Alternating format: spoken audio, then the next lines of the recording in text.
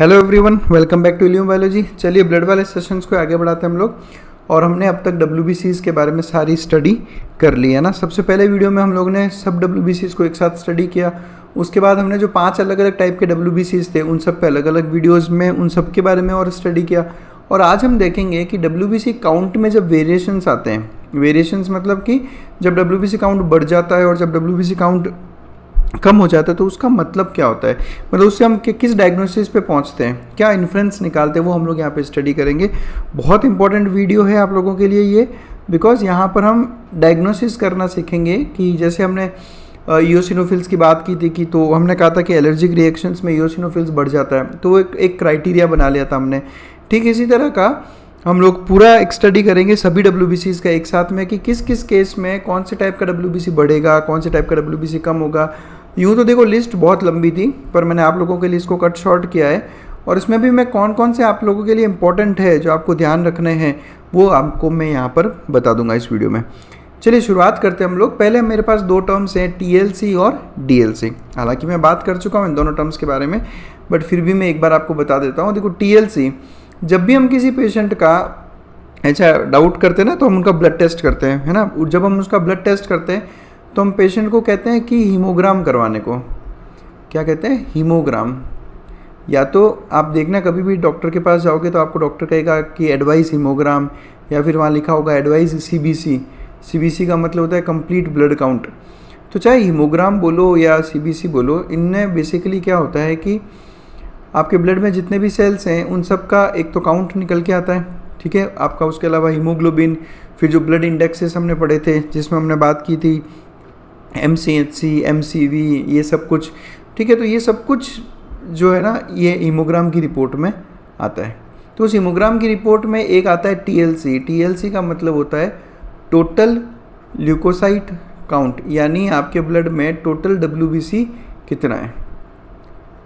और इसमें तो क्या है कि सारे WBCs का सम अप आ जाएगा, मतलब कि टोटल WBCs कितने हैं। और अगर आपको सबका अलग अलग वैल्यू चाहिए, यानी जो 5 अलग अलग WBCs है उनका अलग अलग वैल्यू चाहिए, तो उसको कहा जाता है डिफरेंशियल ल्यूकोसाइट काउंट। एक प्रॉपर हीमोग्राम में TLC और DLC दोनों लिखा हुआ आता है, डिफरेंशियल ल्यूकोसाइट काउंट। इसका मतलब क्या होता है? इसका मतलब क्या होता है कि जो डिफरेंट टाइप के ल्यूकोसाइट्स हैं जैसे इओसिनोफिल्स, बेसोफिल्स, उनका काउंट कितना है। तो एक TLC और एक TLC। तो जब हम कहते हैं कि पेशेंट का TLC बढ़ा हुआ है, यानी कि WBCs इंक्रीज हो रखे हैं, तो उससे सिर्फ हमें ये पता चलता है कि पेशेंट को किसी तरह का इन्फेक्शन हुआ है। लेकिन कौन सा इन्फेक्शन है, किस टाइप का इन्फेक्शन है, ये हमें आइडिया नहीं लग पाता। इसलिए हम देखते हैं हमेशा डिफरेंशियल ल्यूकोसाइट काउंट, ताकि हम एक डायग्नोसिस से में पहुँच सकें। चलिए टोटल ल्यूकोसाइट काउंट कितना होता है हमारे ब्लड का, तो ये होता है करीब 4000 to 10,000 पर mm³। ठीक है, हर mm³ ब्लड में आपको 4000 से 10,000 जो है ये आपको WBCs देखने को मिलेंगे। कुछ बुक्स में 4000 से 11,000 भी लिखा है, तो ठीक है, कोई बहुत बड़ा फ़र्क नहीं है। तो 4000 से 10,000 या 4000 से 11,000 टोटल ल्यूकोसाइट काउंट अपनी बॉडी में होता है। अब बात करें डिफरेंट ल्यूकोसाइट्स की, तो ये भी हम लोगों ने डिस्कस किया है पहले कि मैक्सिमम कौन से होते हैं, न्यूट्रोफिल्स 50 to 70%, तो 3000 से 6000 इनकी नॉर्मल रेंज है। इओसिनोफिल 150 से 450, बेसोफिल्स 0 to 100, मोनोसाइट्स 200 से 600, ये सारे पर mm³ आ रहे हैं ना, ये सारे पर mm³ हैं। और लिम्फोसाइट्स 1500 से 2700। मैंने आपको तरीका भी बताया था इसको याद करने का, कि आपको केवल एक याद रखना है B मेलन। क्या याद रखना है आपको? B melon. इससे क्या याद करोगे आप? कम से ज़्यादा है ना, सबसे कम बेसोफिल, उससे ज़्यादा इओसिनोफिल, उससे ज़्यादा मोनोसाइट्स, उससे ज़्यादा लिम्फोसाइट्स और सबसे ज़्यादा न्यूट्रोफिल्स। तो इस तरह से आप कम से ज़्यादा का ये सीक्वेंस B मेलन से याद कर सकते हो। ये मैं आपको एक रिपोर्ट दिखाता हूँ। देखो, अगर आपके घर पे कोई हो CBC या हीमोग्राम रिपोर्ट तो आप उसको ज़रूर देखना। इस तरह की एक रिपोर्ट रहती है, देखकर जैसे ये CBC का रिपोर्ट है, इसमें WBC ये जो लिखा है 5.88, ये टोटल TLC है, टोटल ल्यूकोसाइट काउंट, यानी WBC का नंबर कितना है। ये RBC हो गया 4.45 मिलियन, है ना। और ये HGBs हीमोग्लोबिन, फिर ये सारे इंडाइसिस हो गए अलग अलग, MCV mean corpuscular volume, mean corpuscular haemoglobin, mean corpuscular haemoglobin concentration, इस पर भी एक अलग से वीडियो में ऑलरेडी बना चुका हूँ। तो फिर रेड सेल डिस्ट्रीब्यूशन, विड्थ और ये सब, ठीक है। PLT हो जाएगा, प्लेटिलेट्स, है ना। तो देखो आप प्लेटिलेट्स कितने हैं, RBCs कितने हैं, WBCs कितने हैं, इस रिपोर्ट को CBC कहा जाता है। और फिर नीचे इन्होंने डिफरेंशियल रिपोर्ट दे रखी है। डिफरेंशियल में इन्होंने neutrophils, lymphocytes, monocytes, eosinophils, basophils, इन सबको शॉर्ट में लिखा है और इनकी अलग अलग वैल्यू यहाँ पे इन्होंने दिया है। तो इससे हमें आइडिया लगता है कि किस तरह का और कौन सा इन्फेक्शन इस पेशेंट को हो सकता है।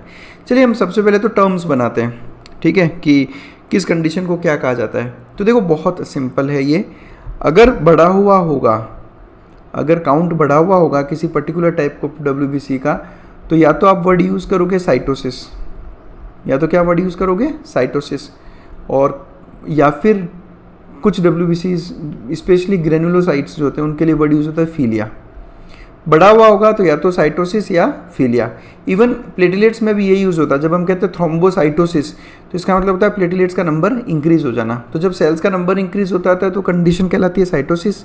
और कुछ केसेस में हम लोग जो सफिक्स है वो फीलिया यूज़ करते हैं। और यही अगर कम होगा तो हम सफिक्स क्या यूज़ करेंगे, पीनिया। सफिक्स क्या यूज़ होगा, पीनिया। जैसे थ्रोम्बोसाइटोपीनिया यानी ब्लड प्लेटलेट्स का कम हो जाना। तो ये पूरी लिस्ट है आप लोगों के लिए, मैंने एक साथ यहाँ पर कंबाइन कर दिया है। देखो हम लोग सबसे पहले बात करते हैं WBCs की, है ना। ओवरऑल बात कर रहा हूँ, यानी मैं बात कर रहा हूँ टोटल WBCs की, टोटल ल्यूकोसाइट काउंट की। अगर WBCs का नंबर इंक्रीज होता है तो उस कंडीशन को कहा जाता है ल्यूकोसाइटोसिस। देखो हमने वर्ड क्या यूज़ किया, साइटोसिस। बढ़ी हुई WBCs की एक कंडीशन को ल्यूकेमिया भी कहा जाता है। अब ल्यूकेमिया कब कहेंगे, देखो इन दोनों ही केस में WBCs बढ़ते हैं।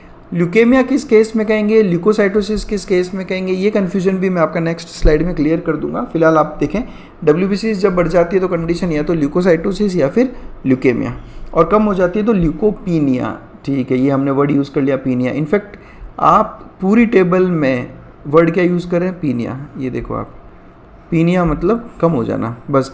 अब उसके आगे सेल का नाम लिखो और पीछे पीनिया लगा दो तो इसका मतलब हो जाएगा कम होना। साइटोसिस सबके पीछे देखो साइटोसिस, साइटोसिस मतलब बढ़ जाना। और जब ग्रेनुलोसाइट्स आए तो फीलिया लगा दो आप, बस। अब आपको याद रखने की ज़रूरत ही नहीं। अब जब मैं बोलूँगा ग्रेनुलोसाइटोसिस तो इसका मतलब क्या हो गया, ग्रेनुलोसाइट्स का नंबर इंक्रीज हो गया। अगर मैंने कहा ग्रेनुलोसाइटोपीनिया यानी ग्रेनुलोसाइट्स का नंबर कम हो गया। अगर मैंने कहा अग्रेनुलोसाइटोसिस मतलब अग्रेनुलोसाइट्स का नंबर बढ़ गया। अग्रेनुलोसाइटोपीनिया मतलब इसका नंबर, अग्रेनुलोसाइट्स का नंबर कम हो गया। न्यूट्रोफिलिया, न्यूट्रोफिल्स का बढ़ जाना। बेजोफिलिया, बेजोफिल्स का बढ़ जाना। इओसिनोफिलिया, इओसिनोफिल्स का बढ़ जाना। तो बस न्यूट्रोफिल्स, न्यूट्रोफिलिया, बेजोफिल्स, बेजोफिलिया, और इओसिनोफिल्स, इओसिनोफिलिया। तो फिलिया वर्ड फिल्स के पीछे ही यूज़ कर सकते हैं हम। तो इनको बढ़ने को आप इस तरह से लिख सकते हो। और ये अगर कम हो जाए, न्यूट्रोफिल्स कम हो जाए, न्यूट्रोपीनिया, बेसोफिल्स कम हो जाए, बेसोपीनिया, इओसिनोफिल्स कम हो जाए, इओसिनोपीनिया। बहुत सिंपल है, कुछ भी नया टर्म आपको याद करने की ज़रूरत नहीं है। मोनोसाइट्स बढ़ जाएंगे तो मोनोसाइटोसिस, मोनोसाइट्स कम हो जाएंगे तो मोनोसाइटोपीनिया, लिम्फोसाइट्स बढ़ जाएंगे तो लिम्फोसाइटोसिस, और लिम्फोसाइट्स कम हो जाएंगे तो लिम्फोसाइटोपीनिया। तो आई होप आप लोगों को ये टेबल याद करने की ज़रूरत नहीं पड़ेगी। आप सिंपल साइटोसिस, फीलिया और पीनिया, पीनिया सब जगह यूज़ करो आप, है ना। तो इस तरह से आप इनको याद कर सकते हो। चलो अब हम लेते हैं बारी बारी से। सबसे पहले मैं आपको डिफरेंशिएट करता हूँ ल्यूकोसाइटोसिस और ल्यूकेमिया। अभी हमने कहा कि जब WBCs का नंबर बढ़ जाता है तो या तो कंडीशन होगी ल्यूकोसाइटोसिस या कंडीशन होगी ल्यूकेमिया। बहुत सिंपल डिफरेंस बता देता हूँ मैं आपको एक क्राइटेरिया के थ्रू, बहुत सिंपल डिफरेंस। अगर आपके WBCs, नॉर्मल WBCs हमने अभी कितने देखे, 4000 to 10,000, 4000 to 10,000, केवल 10,000। अगर ये वैल्यू लाखों में चली जाती है, 1 लाख, 1.5 लाख, तो ये कंडीशन है ल्यूकेमिया। ये कंडीशन क्या है, ल्यूकेमिया। और ये वैल्यू थाउजेंड्स में ही रहती है तो ये कंडीशन है ल्यूकोसाइटोसिस। इसको आप समझ लो पहले। ल्यूकोसाइटोसिस यानी जब WBCs का नंबर और ज़्यादा इंक्रीज हो जाता है थाउजेंड्स में, ये बताता है हमें कि बॉडी में कहीं ना कहीं कोई ना कोई इन्फेक्शन डेवलप हुआ है। और ल्यूकेमिया अगर लाखों में चला गया तो इसका सिर्फ एक मतलब होता है, वो होता है ब्लड कैंसर। तो leukaemia is the technical name for blood cancer, ये ध्यान रखें आप। ब्लड कैंसर को ल्यूकेमिया कहा जाता है। और ब्लड कैंसर तभी आप कहोगे जब ल्यूकोसाइट्स का नंबर कहाँ चला गया, लाखों में। और अगर हज़ारों में है तो ये मोस्टली इन्फेक्शन को ही डिनोट करता है। तो ये मेन डिफरेंस है ल्यूकोसाइटोसिस और ल्यूकेमिया में। इन्फेक्शंस के केसेस में, एलर्जी के केसेस में ल्यूकोसाइटोसिस होगा, और ल्यूकेमिया इज़ ब्लड कैंसर जिसमें WBCs लाखों में पहुंच जाता है। तो ये क्लियर कट डिफरेंस है इन दोनों के अंदर। अब हम बात करते हैं ल्यूकोपीनिया। ल्यूकोपीनिया यानी WBCs का नंबर डिक्रीज हो जाना। ल्यूको है ना, ल्यूकोसाइट्स, तो इनका नंबर डिक्रीज हो जाना, ल्यूकोपीनिया। अब किस किस केस में ल्यूकोपीनिया होगा वो समझना ज़रूरी है। सबसे पहला केस है anaphylactic shock. Anaphylactic shock basically एक बहुत ही सीवियर एलर्जी कंडीशन है। मतलब जो एलर्जी होती है उस एलर्जी का सबसे सीवियर फॉर्म अगर कोई है तो एनाफाइलेक्टिक शॉक, जो पेशेंट को चंद मिनटों में मार सकता है। जैसे एनाफाइलेक्टिक शॉक के केसेस में ल्यूकोसाइट्स का नंबर बहुत ड्रास्टिकली रिड्यूस होता है। उसके अलावा लीवर सिरोसिस के केस में WBCs का नंबर डिक्रीज होता है। लीवर सिरोसिस, लीवर पे कंप्लीट एक वीडियो बना हुआ है, तो आप वहाँ पे देख सकते हैं कि लीवर सिरोसिस बेसिकली क्या होता है। इसके अलावा स्प्लीन के डिसऑर्डर्स हो गए, पर्नीशियस एनीमिया, और सबसे इम्पॉर्टेंट ये दो, इनको नहीं भूलना है आपने कभी भी। देखो यहाँ पे मैं क्लियर कट आपको एक डिफरेंस बता देता हूँ, क्लियर कट है ना। इन्फेक्शंस की बात करें, हम इन्फेक्शंस की बात करें तो TLC देखकर आप कैसे डिफ्रेंशिएट करोगे कि इन्फेक्शन बैक्टीरिया का है या वायरस का है। इन्फेक्शन बैक्टीरिया का है या वायरस का है, कैसे डिफ्रेंशिएट करोगे? अगर बैक्टीरियल केस होगा तो TLC बढ़ेगा और वायरल के केसेस में TLC कम होता है। वायरल इन्फेक्शंस में कभी भी WBC बढ़ता नहीं, वायरस के केसेस में WBCs कम रहता है। ल्यूकोपीनिया होगा वायरल के इन्फेक्शन में, इसलिए आप क्लियर कट डिफ्रेंशिएट कर सकते हो बैक्टीरिया और वायरस के बीच में कि इन्फेक्शन कौन सा है। TLC बढ़ेगा मतलब बैक्टीरियल इन्फेक्शन, और TLC कम होगा मतलब वायरल इन्फेक्शन, तो वायरल इन्फेक्शंस में कम होगा। और उसके अलावा टाइफाइड और पैराटाइफाइड, ये भी आप याद करें कि टाइफाइड, अब टाइफाइड कैसी डिजीज़ है? टाइफाइड एक बैक्टीरियल कंडीशन है, ठीक है। अब मैंने आपको वो जो बताया कि बैक्टीरियल में बढ़ जाता है वो एक जनरल स्टेटमेंट था, लेकिन टाइफाइड साल्मोनेला टाइफी नाम के एक बैक्टीरिया से होता है। तो ये एक ऐसी बैक्टीरियल कंडीशन है जिसमें WBCs का नंबर रिड्यूस होगा, तो ये आपको एक्सेप्शन याद रखना है। टाइफाइड एक ऐसी बैक्टीरियल कंडीशन, इवन पैराटाइफाइड एक ऐसी बैक्टीरियल कंडीशन जिसमें ल्यूकोपीनिया होता है, यानी WBCs का नंबर कम होता है। तो इसमें मेन कौन कौन सा याद रखना है आपको? वायरल इन्फेक्शंस याद करें, टाइफाइड पैराटाइफाइड याद करें, लीवर सिरोसिस याद करें कि इन केसेस में ल्यूकोपीनिया ल्यूकोपीनिया कंडीशन डेवलप होती है। आगे बढ़ते हैं हम लोग। अब हम बारी बारी से सारे अलग अलग WBCs देखेंगे। पहला केस है न्यूट्रोफिलिया। न्यूट्रोफिलिया यानी न्यूट्रोफिल्स का नंबर इंक्रीज हो जाना। न्यूट्रोफिलिया को न्यूट्रोफिलिक ल्यूकोसाइटोसिस भी कहते हैं। तो न्यूट्रोफिलिक ल्यूकोसाइटोसिस, बात यही हो गई कि कौन से WBCs बढ़ गए? न्यूट्रोफिल्स। तो न्यूट्रोफिल्स सबसे ज़्यादा पाया जाने वाला WBC है। तो जो TLC पे जब हम कहते हैं ना TLC बढ़ गया, तो उसमें मोस्टली न्यूट्रोफिल्स ही बढ़ते हैं, है ना। न्यूट्रोफिल्स सबसे अबंडेंट है ना हमारे पास। एक्यूट इन्फेक्शंस के केसेस में बिल्कुल जैसा अभी हमने देखा, कुछ मेटाबॉलिक डिसऑर्डर्स होते हैं उनमें न्यूट्रोफिलिया होता है। फॉरेन प्रोटीन्स, वैक्सीनेशन करते हैं ना हम बच्चों की, तो जब हम वैक्सीन्स लगाते हैं उन वैक्सीन में हम बेसिकली क्या कर रहे हैं? फॉरेन एंटीजेंस डाल रहे हैं, तो इन फॉरेन एंटीजेंस की वजह से न्यूट्रोफिलिया होता है। तो ये दो आपको ध्यान रखना है, वैक्सीन्स और फॉरेन प्रोटीन्स और एक्यूट इन्फेक्शन। उसके अलावा जब बॉडी में पॉइजनिंग हो जाती है, जैसे लेड पॉइजनिंग, मर्क्यूरी का पॉइजनिंग, कैम्फर, बेंजीन डेरिवेटिव्स, इन सब की पॉइजनिंग के केस में न्यूट्रोफिलिया होता है। इंसेक्ट वेनम का पॉइजनिंग जैसे होता है ना, जैसे इंसेक्ट्स काट जाते हैं कई बार, और वेनम मतलब कि पॉइजन, इंसेक्ट का पॉइजन फैलने लगता है, तो उस पॉइजनिंग की वजह से न्यूट्रोफिलिया होता है। और एक्यूट हेमरेज के बाद में भी न्यूट्रोफिलिया होता है। तो ये सब आपको बेसिक याद करना है कि पॉइजनिंग में ये इंक्रीज होता है। फिर पॉइजनिंग चाहे किसी हैवी मेटल की हो, कोई बेंजीन हो, इंसेक्ट पॉइजन हो, उन सब में न्यूट्रोफिलिया आपको बढ़ावा मिलेगा। नेक्स्ट बात करते हैं न्यूट्रोपीनिया, यानी न्यूट्रोफिल्स का नंबर डिक्रीज हो जाना। तो न्यूट्रोपीनिया आपको सबसे पहले तो मिलेगी बोन मैरो डिसऑर्डर्स में। क्यों मिलेगी बोन मैरो डिसऑर्डर्स में? क्योंकि इनका फॉर्मेशन बोन मैरो में होता है। तो जब बोन मैरो का डिसऑर्डर्स होगा तो न्यूट्रोफिल्स का जो नंबर है वो ऑटोमेटिकली रिड्यूस हो जाएगा। उसके अलावा सबसे इम्पॉर्टेंट आप याद रखें ट्यूबरकुलोसिस, TB जिसको हम कहते हैं। TB एक ऐसी बैक्टीरियल कंडीशन है जिसमें न्यूट्रोफिल्स का नंबर डिक्रीज होता है, ये ध्यान रखें। देखो मैं केवल यहाँ न्यूट्रोफिल्स की बात कर रहा हूँ। मैंने टाइफाइड में क्या कहा? टाइफाइड में कहा था कि WBCs का नंबर डिक्रीज होता है ना, जनरल बात कह दी थी हमने। लेकिन ट्यूबरकुलोसिस एक ऐसी कंडीशन है जिसमें न्यूट्रोफिल्स का नंबर कम होता है।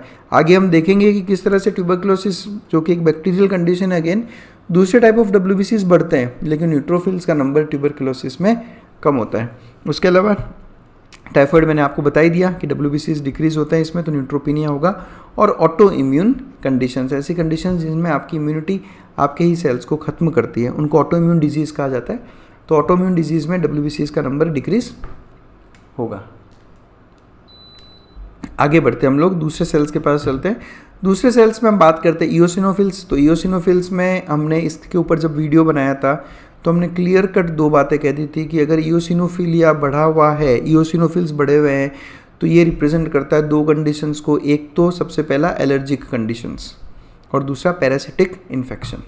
ठीक है, एलर्जी कंडीशंस जैसे अस्थमा, हे फीवर, इन सब में इओसिनोफिल्स का नंबर बढ़ा हुआ मिलेगा। इनफैक्ट मैंने आपको एक याद करने का तरीका भी बताया था कि आपको 2 ई याद करने हैं कि एलर्जी के केस में 2 ई बढ़ते हैं। 2 ई कौन कौन से? एक ई तो हो गया इओसिनोफिल्स और दूसरा ई हो गया IgE, इम्यूनोग्लोबुलिन ई। ये एक तरह की एंटीबॉडी होती है। तो ये दोनों ही अगर बढ़े हुए हैं तो ये एलर्जी कंडीशन को रिप्रेजेंट करता है। तो आप इस तरह से 2 ई को याद कर सकते हो। तो इओसिनोफिलिया सबसे पहले तो एलर्जी कंडीशंस और दूसरा मैंने आपको कहा था पैरासाइट्स। और स्पेसिफिकली पैरासाइट्स में मैंने बात की थी हेलमिंथिक इन्फेक्शन की। तो ये जो हेलमिंथ रहते हैं इनके केसेस में, मलेरिया के केसेस में, अब मलेरिया प्लाज्मोडियम की वजह से होता है। कौन सी कंडीशन में आता है वो? प्रोटोजोआ, ये प्रोटोजोन, ये अगेन एक पैरासाइट। फिलारियासिस अगेन एक पैरासाइटिक कंडीशन। उसके अलावा इंटेस्टाइनल पैरासिटिज्म। इंटेस्टाइनल पैरासिटिज्म में जैसे आपने पढ़ा होगा अबाउट राउंड वर्म्स, है ना। राउंड वर्म क्या है? एक तरह का हेलमिंथ। तो ऐसे हेलमिंथिक के केसेस में और इओसिनोफिल्स का नंबर हमेशा आपको बढ़ा हुआ देखने को मिलेगा। उसके अलावा एक और इम्पॉर्टेंट जो आपको याद रखना है वो scarlet fever. Scarlet fever basically एक बैक्टीरियल कंडीशन है। इस स्कारलेट फीवर में भी इओसिनोफिल्स का नंबर बढ़ता है। तो ये कुछ कंडीशंस है जिसमें इओसिनोफिल्स बढ़ता है। इसमें मेनली आपको याद रखना है infections and parasitic infection, sorry allergy and parasitic infections. फिर बात करते हैं इओसिनोपिनिया की, यानी इओसिनोफिल्स का नंबर डिक्रीज हो जाना। तो इओसिनोफिल्स का नंबर डिक्रीज होता है एक तो कुशिंग सिंड्रोम में। अब आपको मुझे बताना है कि कुशिंग सिंड्रोम क्या होता है। ये आपके नीट UG का क्वेश्चन है ना। देखो ऐसा नहीं है कि हम लोग बहुत ज़्यादा डिटेल में जा रहे हैं, हालांकि कुछ है एक्स्ट्रा, लेकिन फिर भी काफ़ी चीज़ें नीट UG से रिलेटेड है, तो कंसेप्ट्स बिल्डअप करने ज़रूरी है। कुशिंग सिंड्रोम नीट UG का क्वेश्चन है, तो कमेंट सेक्शन में आके मुझे बताओ कि कुशिंग सिंड्रोम किसे कहते हैं। आपको मैं हिंट दे देता हूँ, ये रिलेटेड है आपके एक एड्रिनल ग्लैंड के हार्मोन से। कुशिंग सिंड्रोम के केस में हमेशा इओसिनोफिल्स का नंबर रिड्यूस होता है। कुछ बैक्टीरियल इन्फेक्शंस हैं जिनमें इओसिनोपिनिया होता है, जैसे कि टाइफाइड की बात कर लो आप। उसके अलावा जब स्ट्रेस्ड आउट रहते हैं, हम ज़्यादा स्ट्रेस लेते हैं, तब इओसिनोफिल्स का नंबर कम होता है। ठीक है, और prolonged administration of drugs like steroids, ACTH और एपिनेफ्रिन। एपिनेफ्रिन बेसिकली आपका एड्रिनालिन, जो एड्रिनालिन हार्मोन है वो। स्टेरॉयडल हार्मोन्स जो आपके एड्रिनल कॉर्टेक्स के हार्मोन्स है, जैसे कि कॉर्टिसोल। जब पेशेंट को हम लंबे टाइम तक कॉर्टिसोल या एड्रिनालिन जैसे हार्मोन्स पे रखते हैं, और ACTH यानी एड्रिनोकॉर्टिकोट्रोफिक हार्मोन। तो जब आप पेशेंट्स को कॉर्टिसोल पे, ACTH पे, इन पे रखते हो, तब इओसिनोफिल्स का नंबर रिड्यूस होता है। अब आप अगर इसको याद करना चाहो एक साथ, तो पहले तो आप ये पढ़ो कि कुशिंग सिंड्रोम क्या है। जब आप कुशिंग सिंड्रोम के बारे में जान जाओगे तो आपको अपने आप याद हो जाएगा कि कुशिंग सिंड्रोम में हुआ तो स्टेरॉइड्स की बात अपने आप आ गई, ACTH की बात भी अपने आप आ गई, और स्ट्रेस की बात भी अपने आप आ गई। ये सब चीज़ें जुड़ी हुई आपस में, जिस पे मैंने सर्कल किया है। तो इन सब केस में इओसिनोपिनिया होता है, यानी इओसिनोफिल्स का नंबर रिड्यूस होता है। चलिए आगे बढ़ते हैं हम लोग बेजोफिलिया की बात करते हैं, यानी बेजोफिल्स का नंबर इंक्रीज होना। स्मॉल पॉक्स, चिकन पॉक्स और पॉलीसाइथीमिया वेरा। अब आप वेरिएशंस देखें, हमने शुरुआत में क्या कहा था कि वायरल इन्फेक्शन के केसेस में WBCs का नंबर रिड्यूस होता है ना, हमने एक जनरल बात की थी। अब आप स्मॉल पॉक्स, चिकन पॉक्स की बात करो, दोनों ही वायरल केसेस हैं, ये दोनों ही वायरल इन्फेक्शंस की वजह से होते हैं। इन केसेस में बेजोफिल्स का नंबर इंक्रीज होता है, बेजोफिलिया होता है। और उसके अलावा पॉलीसाइथीमिया वेरा। पॉलीसाइथीमिया बेसिकली वो कंडीशन है जिसमें नंबर ऑफ RBCs इंक्रीज होते हैं। तो पॉलीसाइथीमिया के केसेस में जिसमें RBCs का नंबर बढ़ा हुआ रहता है, उस केस में बेजोफिल्स का भी नंबर बढ़ता है। फिर बात करें बेजोपिनिया यानी बेजोफिल्स का नंबर कम हो जाना, तो इसमें एक तो आता है अर्टिकेरिया। ये बेसिकली एक स्किन का डिसऑर्डर है अर्टिकेरिया। और स्ट्रेस अगेन, जैसा हमने अभी पहले पढ़ा था, अभी थोड़ी देर पहले हमने कहा था कि स्ट्रेस के केस में इओसिनोपिनिया भी होता है। तो इओसिनोफिल्स हो, बेसोफिल्स हो, ये दोनों ही ज़्यादा स्ट्रेस लेने से इनका नंबर जो है वो कम होने लगता है। ठीक है, और कीमोथेरेपी और रेडिएशन थेरेपी वाले पेशेंट्स को। जो कीमोथेरेपी और रेडिएशन थेरेपी क्या होता है, बेसिकली जिन लोगों को कैंसर रहता है उन कैंसर वाले पेशेंट्स को एक तो कीमोथेरेपी दी जाती है। कीमोथेरेपी यानी कि उनको कुछ पर्टिकुलर मेडिसिन्स दिए जाते हैं, उसको कहा जाता है कीमोथेरेपी। और रेडिएशन थेरेपी उनके ऊपर जो है एक्सरेज यूज़ करते हैं ताकि कैंसर सेल्स को मारा जा सके। तो ये मेडिसिन यानी कीमोथेरेपी और रेडिएशन थेरेपी की वजह से भी बेजोपिनिया होता है। नेक्स्ट बात करते हैं हम मोनोसाइटोसिस यानी मोनोसाइट्स बढ़ जाना। मोनोसाइट्स ट्यूबरकुलोसिस के केस में बढ़ते हैं। अब आप देख लो यहाँ पे है ना, ट्यूबरकुलोसिस हमने शुरुआत में क्या कहा कि ट्यूबरकुलोसिस के केस में आपको मिलेगा न्यूट्रोपीनिया यानी न्यूट्रोफिल्स का नंबर रिड्यूस हो जाना। और मोनोसाइट्स के केस में देख लो आप, मोनोसाइटोसिस हो रहा है यानी टीबी के केस में न्यूट्रोफिल्स कम हो रहे हैं लेकिन मोनोसाइट्स बढ़ रहे हैं। तो इतना आसान भी नहीं होता डायग्नोसिस जितना आसानी से हम एक जनरल वे में बात कर लेते हैं। बहुत मुश्किल होता है पेशेंट की ब्लड रिपोर्ट्स देखकर एक डेफिनेट डायग्नोसिस तक पहुंच पाना। यहीं पे हमारा एक्सपीरियंस, यहीं पे हमारी थियोरेटिकल नॉलेज और प्रैक्टिकल नॉलेज काम आती है। उसके अलावा सिफिलिस आपको पता होगा एक एसटीडी यानी सेक्सुअली ट्रांसमिटेड डिजीज़ है। अगेन एक बैक्टीरियल इन्फेक्शन होता है जो कि एक बैक्टीरिया ट्रिपोनिमा पैलिडम की वजह से होता है। तो सिफिलिस के केस में आपको मोनोसाइट्स का नंबर बढ़ा हुआ मिलेगा। फिर अगेन मलेरिया की बात करते हैं। मलेरिया के केस में भी मोनोसाइटोसिस होता है। और काला अज़र के बारे में मैंने बहुत रिसेंटली एक शॉर्ट अपलोड किया था, तो वहाँ से मुझे देख के बताओ कि काला अज़र बेसिकली क्या होता है।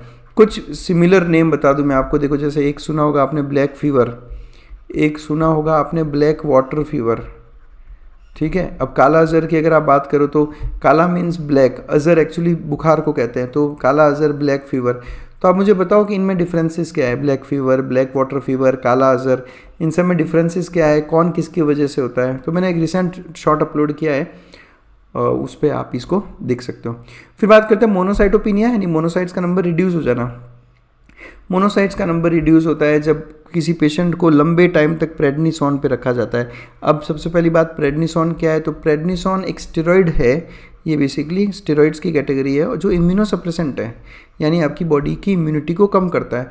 तो हम किस केस में पेशेंट को प्रेडनिसोन पे रहते हैं, तो जब हम कोई ऑर्गन ट्रांसप्लांटेशन करते हैं, जैसे आप समझो किडनी ट्रांसप्लांट की हमने पेशेंट की, किसी और की किडनी इस पेशेंट को लगाई, तो चांसेस रहते हैं कि ये किडनी रिजेक्ट हो जाए, इसलिए इस पेशेंट को लंबे टाइम तक प्रेडनिसोन पे रखा जाता है। और जब लंबे टाइम तक पेशेंट को प्रेडनिसोन पे रखा जाता है तो ऐसे केसेस में मोनोसाइटोपिनिया होने के चांसेस रहते हैं यानी मोनोसाइट्स का नंबर रिड्यूस होने लगता है। नेक्स्ट बात करते हैं लिम्फोसाइटोसिस। अब यहाँ पे सबसे इंपॉर्टेंट है क्योंकि लिम्फोसाइट्स आपके मेन सोल्जर्स हैं, हमने अभी कहा था सारा लिम्फेटिक बैटल्स के मेन सोल्जर्स कौन है, लिम्फोसाइट्स। लिम्फोसाइटोसिस यानी लिम्फोसाइट्स का नंबर बढ़ जाना। डिप्थेरिया का केस देखो आप, डिप्थेरिया अगेन एक बैक्टीरियल डिजीज़ है, ठीक है, जो कोराइनी बैक्टीरियम डिप्थेरी नाम के एक बैक्टीरिया की वजह से होती है। फिर बात करते हैं हम इन्फेक्शियस हेपेटाइटिस की, ये बात कर लो आप। हेपेटाइटिस एक viral disorder, viral disease lymphocytosis हो रहा है, लिम्फोसाइट्स का नंबर बढ़ रहा है ना। तो ऐसा नहीं है कि हर वायरल के केस में WBCs कम होता है।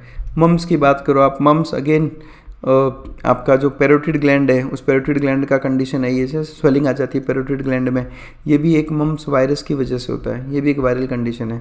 माल न्यूट्रिशन है ना, जो भूखमरी जिसे हम कहते हैं, खाना पीना जब नहीं मिलता तो उसको माल न्यूट्रिशन कहते हैं।